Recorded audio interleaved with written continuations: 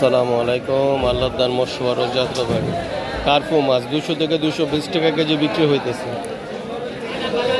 ওজন প্রায় 700 গ্রামের মতো। 1 কেজি প্লাস, প্রায় 1 কেজি কাছাকাছি।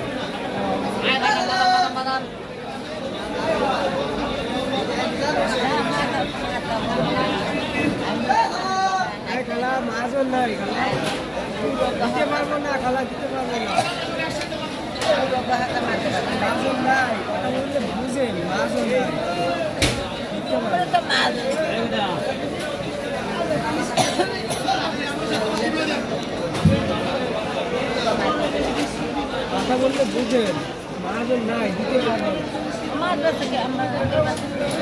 অত কথা বললে লাভ আছে?